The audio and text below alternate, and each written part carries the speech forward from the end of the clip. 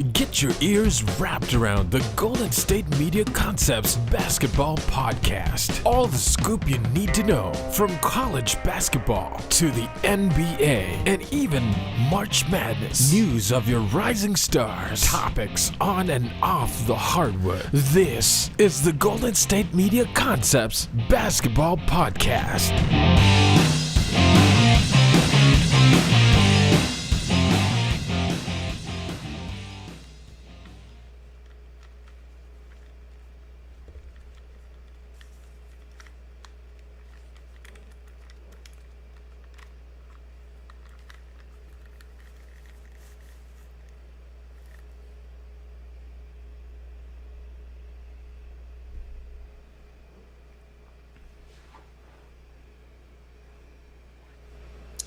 All right, everybody, peace. Welcome to the GSMC Basketball Podcast show, brought to you by GSMC Sports Network.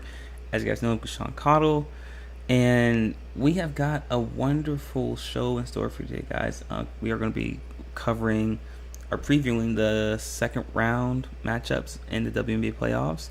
We are going to be discussing the importance of your social media page as a professional basketball player, specifically playing overseas. And to start out the show, we're going to be covering some recent news coming out of Milwaukee regarding the second star on Milwaukee's team, being Khris Middleton. But before we get into all that, guys, if you haven't already, be sure to hit the subscribe button, hit the like button as well, so you guys can stay up to date on all of our latest content. Be sure to subscribe to us on Patreon as well. You can do so by going to patreon.com, clicking on the search bar, and typing in GSMC Sports Network. That way you can gain access to all of our exclusive content that we post daily. And if you'd like to support our network and our company, you can do so by following the link in the ticker below. It's streamelements.com/gsmcsportsnetwork./tip. Once again, it's streamelements.com/gsmcsportsnetwork./tip. We're so grateful for all the support that you guys, the fans, show us, because none of this is possible without you guys. And it's an honor to be sharing my insight and knowledge on the wonderful game of basketball. That being said, guys, let's go and get right into it, okay? We've got, like I said, some interesting news coming out of Milwaukee. First of all, this isn't typical for us to have to cover news in the offseason multiple times coming out of Milwaukee, with them being a mid-market franchise and, an organization where you typically don't see much drama or anything that's quite frankly newsworthy. But Khris Middleton of the Milwaukee Bucks was asked about the comments made by Giannis Antetokounmpo, which we covered about 2 weeks ago, in regards to his future and where he would like to play at. And as you guys know, Antetokounmpo kind of doubled down on statements he had made in previous years, and where he said that he eventually wants to play. He doesn't know basically where he wants to play in. He'd be open to playing anywhere. Basically not giving full commitment to Milwaukee for the future, which isn't a problem whatsoever. But Khris responded to when being asked about those comments, and he said it's and I'm paraphrasing here, it's business as usual.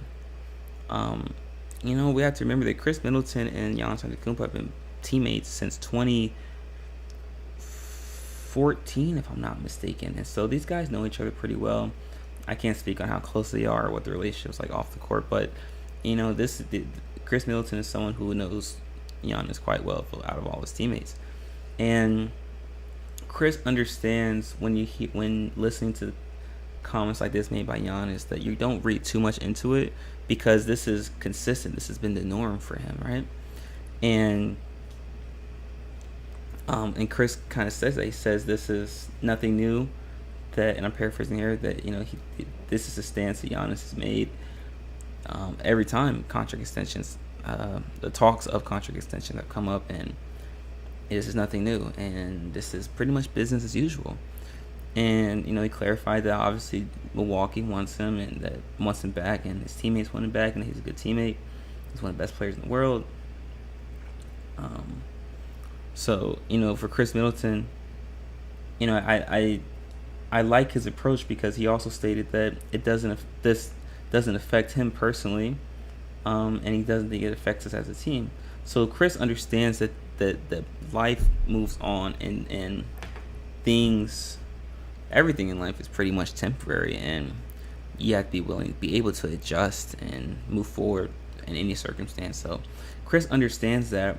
So he, whether Giannis stays or not, Milwaukee is still going to be a franchise.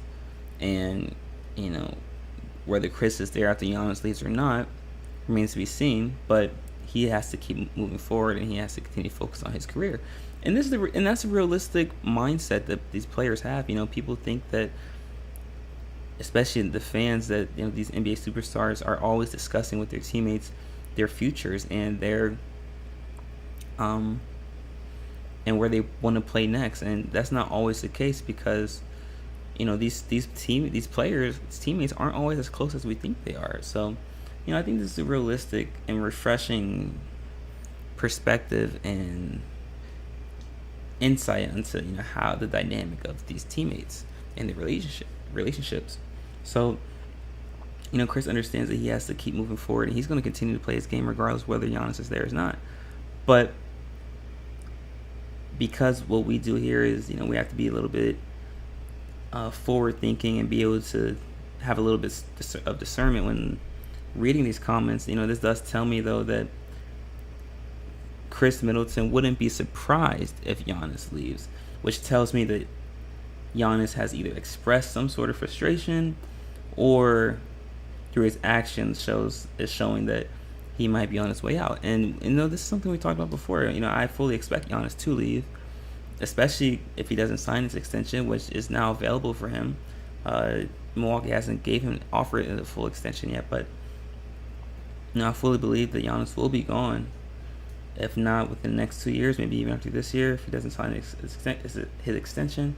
But Giannis won't. He's not going to stay his whole career in Milwaukee. I know that for a fact. But I think Chris knows that as well, and what his comments were pretty clear as day, that he wants. Any team would want Giannis there, but they understand that Giannis probably isn't going to be there, and so accepting that fact is key. And I think Chris knows that, and that's what these comments tell me by reading into that, looking into that, and if Chris stays in Milwaukee after Giannis leaves, that remains to be seen. But I'm not saying I have inside scoop or anything, especially with this story right here. But I'm just using my discernment and understanding how people operate, and coded language, and just being around the game for so long. Giannis is going to leave eventually, and I think Chris knows that, and I think Chris has accepted that. But obviously, there's a lot more upside, a lot more things that can be accomplished with Giannis being there, and because they do have a good relationship, they're gonna try to get the most they can out of this partnership before it's run its course, because everything runs its course eventually, especially in this physical world. But let me know what you guys think. Do you guys think that there's much to be made about these comments by Chris Middleton? Do you think that Milwaukee and Giannis have a legitimate chance of winning a championship this season? Let me know what you guys think in the comment section. I'd love to hear what you guys have to say. But in our next segment, guys, we are going to be covering a couple of second round matchups in the WNBA playoffs. So we've got some exciting stuff to talk about. You are not going to miss it. Stick around. We'll be right back.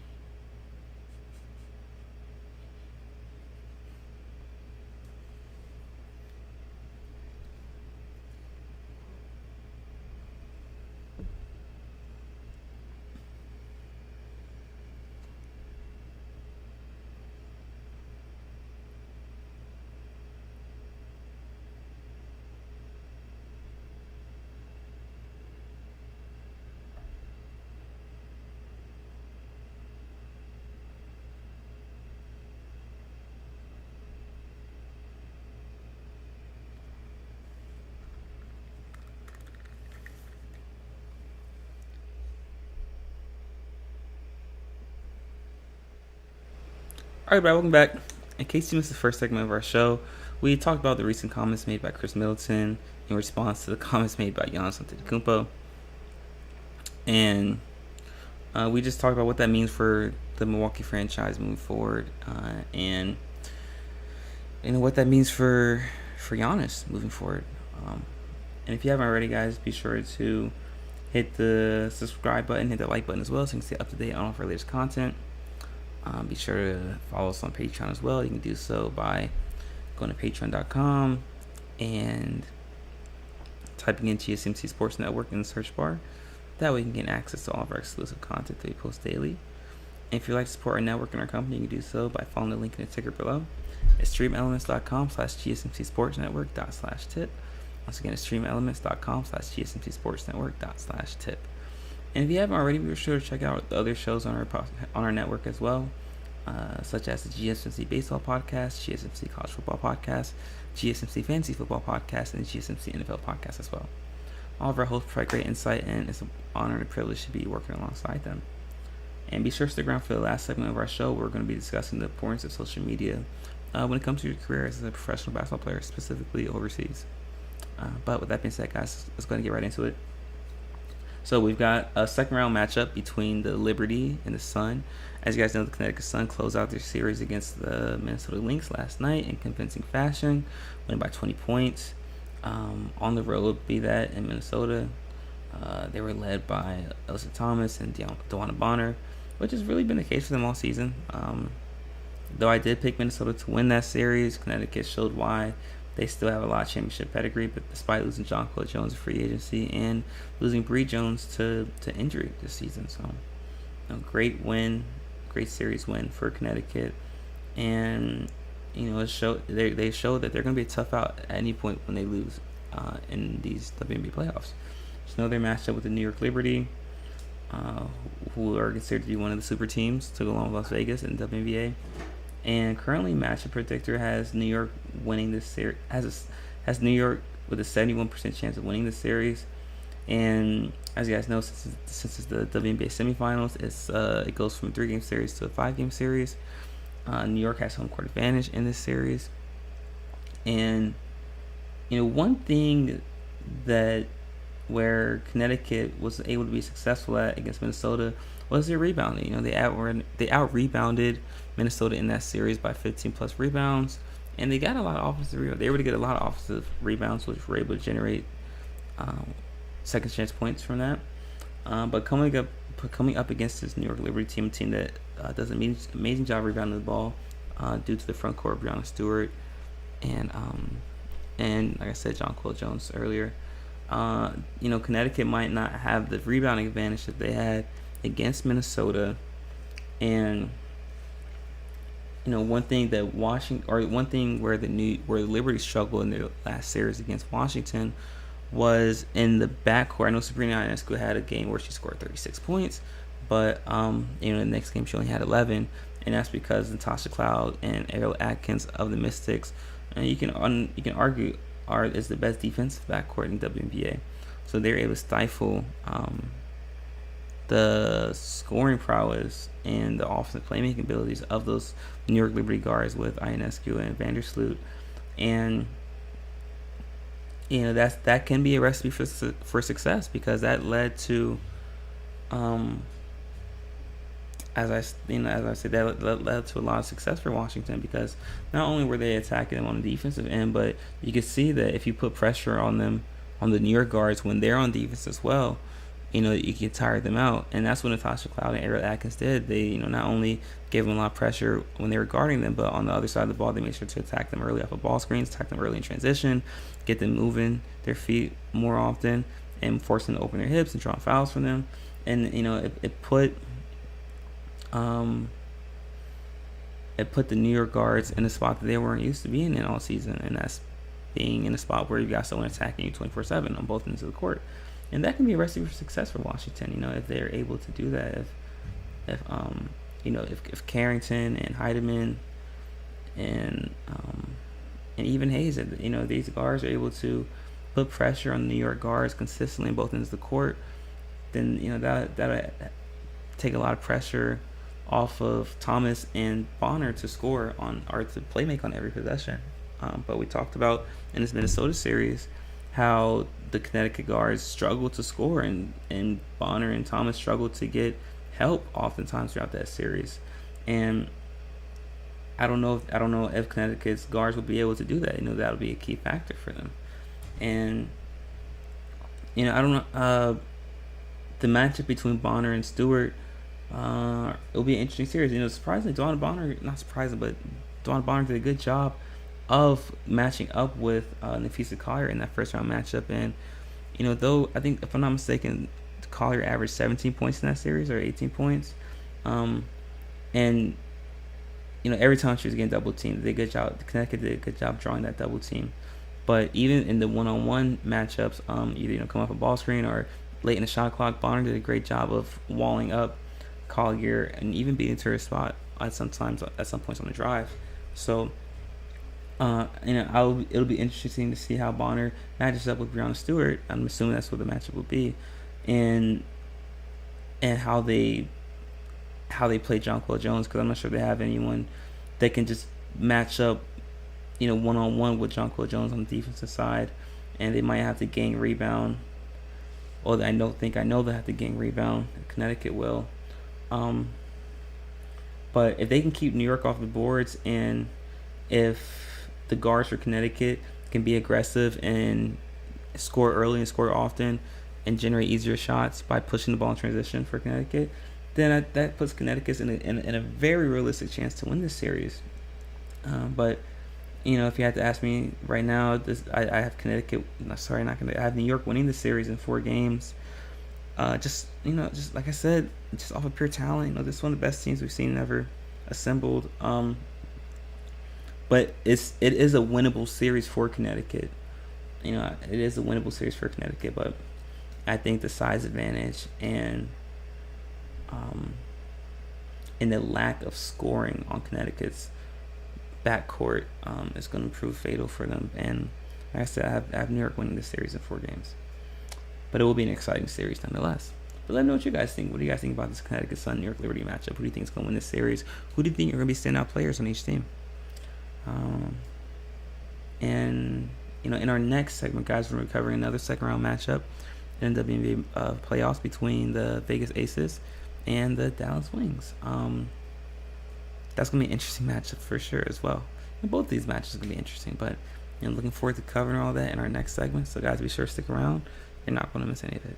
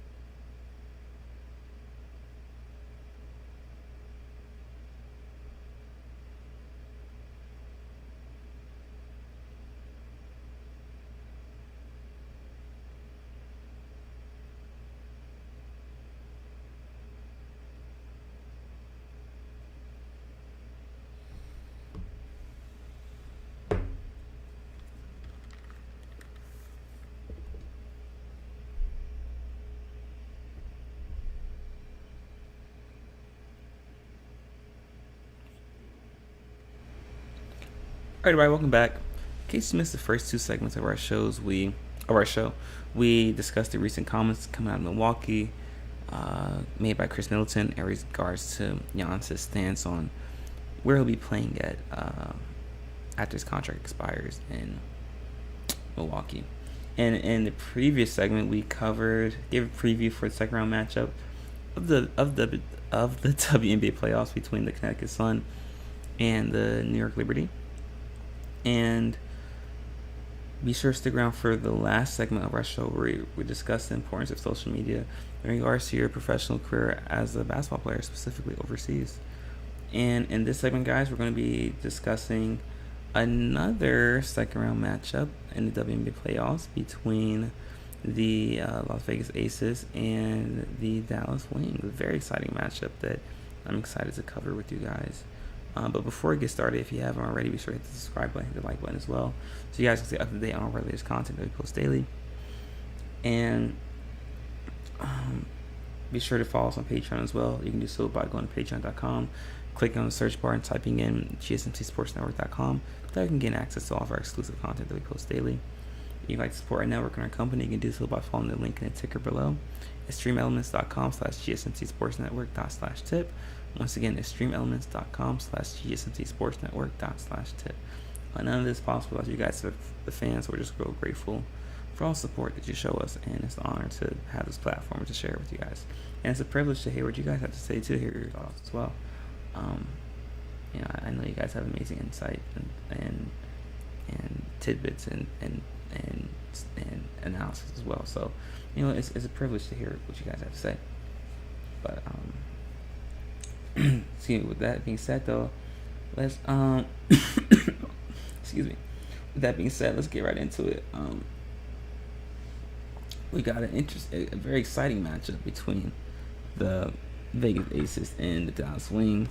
As you guys know, the Dallas Wings close out their series on Tuesday. Now it is in their matchup against the Atlanta Dream, and Vegas closed out their series on Sunday. Excuse me, against the Chicago Sky. Both teams winning in the sweep. Currently, matchup predictor has Vegas with an 84% chance of winning the series.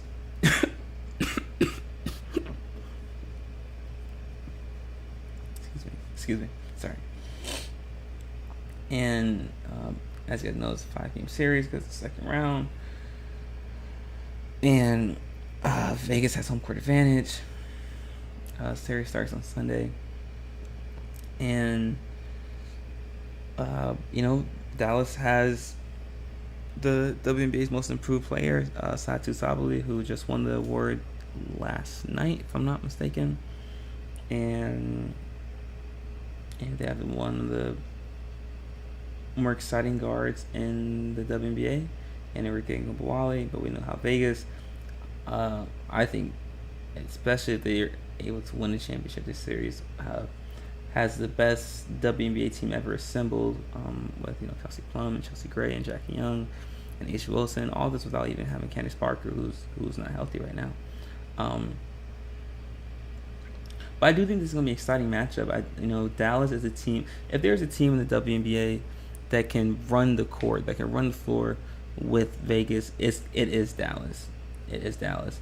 And one thing that impressed me with Dallas this past series was their ability to lock up defensively without having to go zone.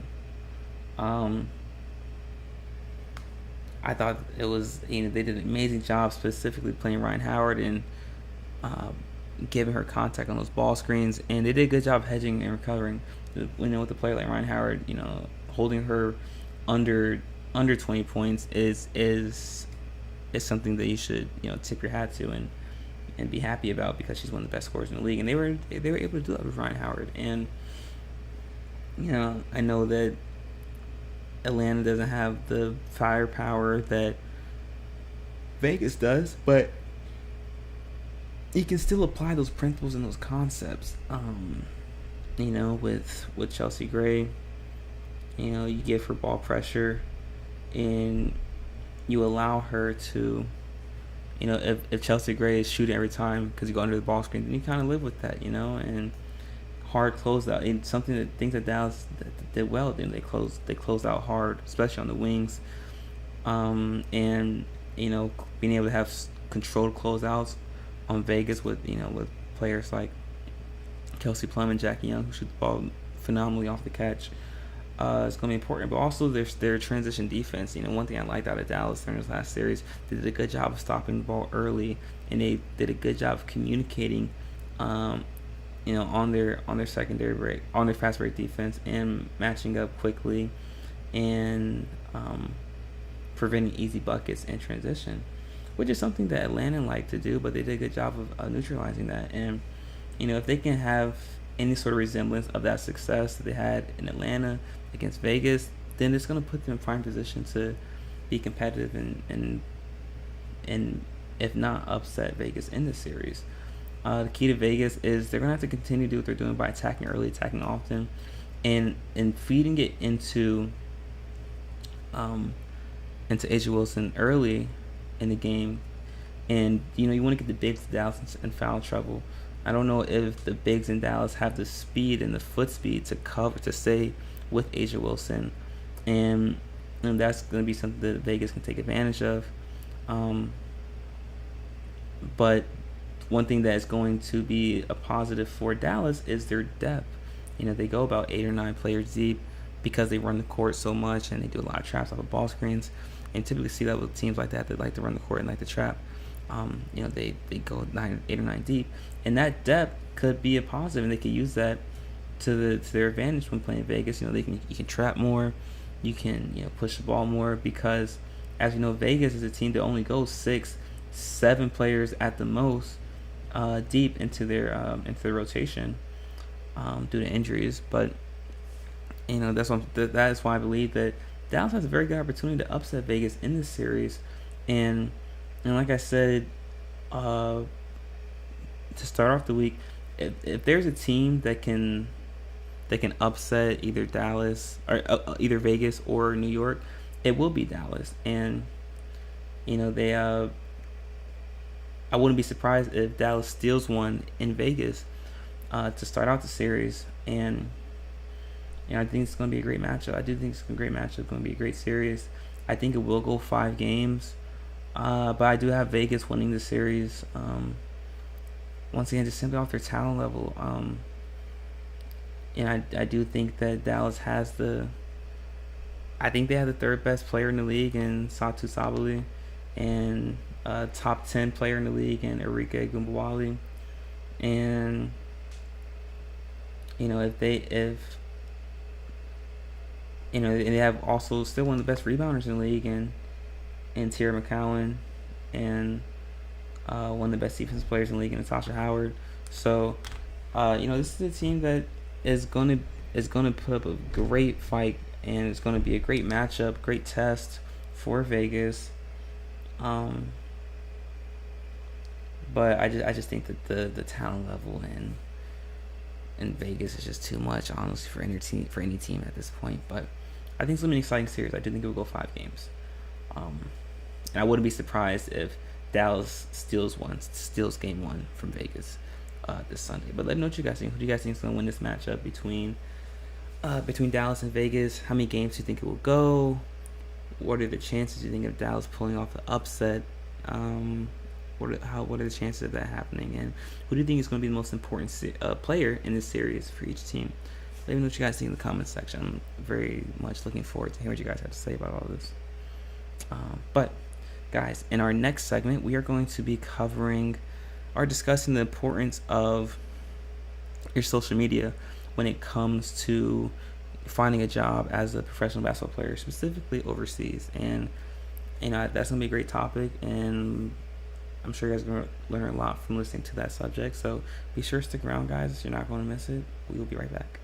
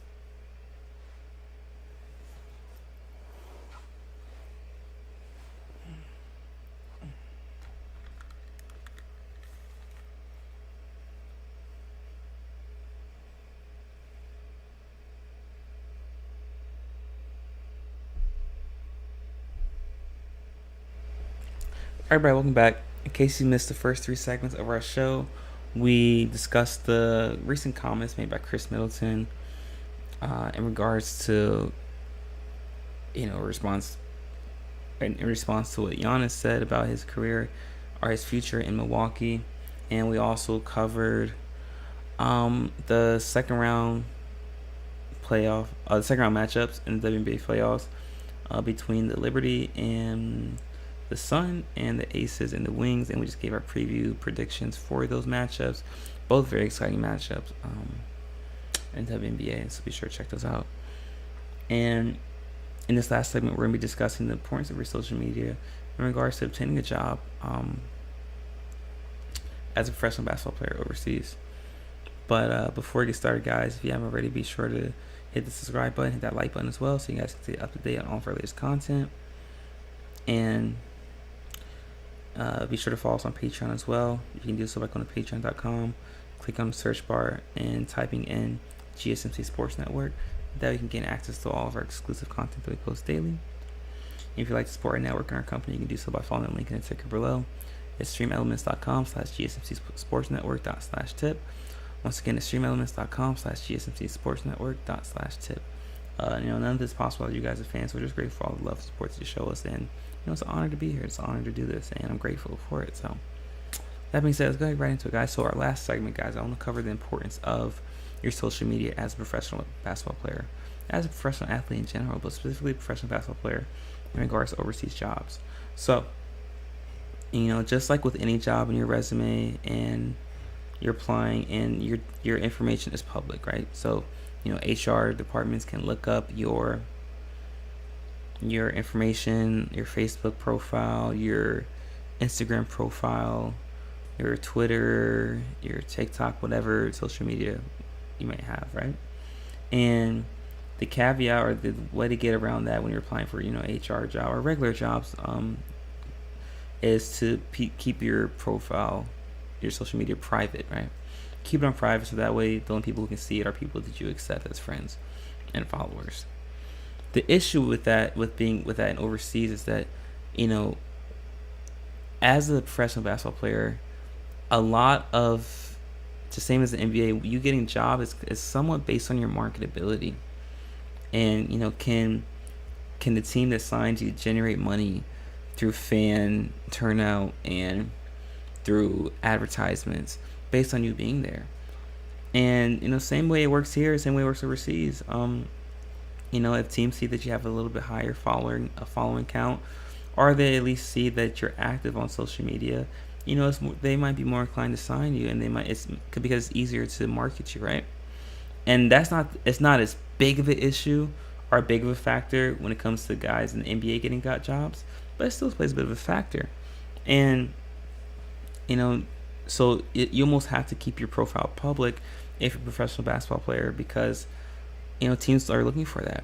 And also teams want to see, it's another way for teams to see extra film. Because a lot of professional basketball players, we post clips or highlights on our profile, on our Instagrams or on our Twitters or on our Facebooks. And so it's a way for GMs and coaches to get more access to us, to watch more film on us aside from the film that we've already sent them in our resume. And that's why it's important to have current film, current stats, or not necessarily stats, but current clips and highlight reels on your social media, on your Instagram, on your Facebook. That way it's just something easy and quick that coaches and GMs can click on and get access to, right? And you don't want to have anything, just like with applying for a corporate job, you don't have anything on your profile, on your social media that's particularly vulgar or that can basically cause a company, organization to not want to hire you. And whatever that may be in any form or fashion, you guys can pretty much get the gist of what I'm saying. Because that can come in many shapes and sizes and many different forms. So I'm not going to break it down completely for you guys, because you know exactly what I'm talking about.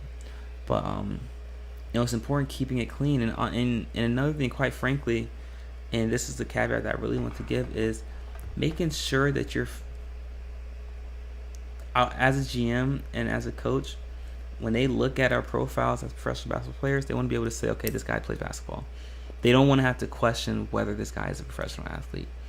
And when I say that, I mean that, I've seen both ends of the spectrum. I've seen guys lose jobs because they might not have anything necessarily vulgar or offensive or inappropriate on their profile, but they just don't have anything basketball related on their profile. So coaches and GMs don't even know if they're actual basketball players. They don't know if they take it seriously. And then I've also had guys who lose jobs because, there might be a guy that does music, right? And so this guy, and it's not anything offensive or anything, but this guy make more posts and highlights promoting his music as opposed to his basketball film and highlights. And so coaches see that and they say to themselves, okay, is this guy fully committed to basketball? Or does he have things that are more interesting that he wants to give more time to? And that turns coaches off, and GMs turns them off overseas. It's unfortunate, but it's true. So the fix I say to that is, as a young individual, just have a separate page for your music or for your other field of endeavor, and then have a page for your basketball and for your personal. And that's it's people might not want to hear that, but it's just the truth. Because I've seen numerous guys lose jobs off of that. I've seen more guys lose jobs off of that instance as opposed to them just having inappropriate and vulgar stuff on their page. I'm serious, and it just is what it is. And as in this profession, as a professional basketball player, specifically playing overseas, you have to have all your ducks in a row, and you have to have all your I's crossed, dotted, and all your T's crossed, because you don't want to have any little slip up be the reason. The smallest little detail be the reason that you don't get a job. Because people that are in this profession, I know, just like you guys know, how difficult it can be to get a job, especially in this market now. It's just so saturated, and you don't want to have something small like that be the reason you don't get a job. And that's why it's so important to have your social media cleaned up and making sure you're promoting your basketball film and little highlights. And when coaches and GMs see it, and when someone sees it, you want to be able to say, okay, that guy plays basketball. It just is what it is. It's the nature of the beast. I wish it wasn't like that, but it is. And we can't really fix it. We just have to adjust. And that it's just another way of marketing, but it can be used to your advantage. These are things that can be used to your advantage. If it looks clean, your page, and if you look at it and you might have a couple highlights in the first, how you can pin posts on Instagram. Have the first two posts be pinned that are highlight reels or clips of you playing, or even training, anything basketball related. Coach want to see it and say, okay, he's still in shape, or he's playing, or this is how he played last season. And these are just ways to take advantage of it. And I'm not saying on your page every post has to be something basketball related. I'm just saying when someone looks at your page, think if a coach or a GM sees my page, will they know that I'm a basketball player? Will they know that I'm a professional basketball player? And if your answer is yes, then you're fine. If no, then there's some things you have to clean up. But those are just things from my experience that I've seen. I'm just, you're around this game long enough, you see all the wild, the wicked, you just see everything, and it comes to a point where nothing surprises you anymore. And this is stuff that I wish I knew when I first got started playing. But you learn it when you're meant to learn it.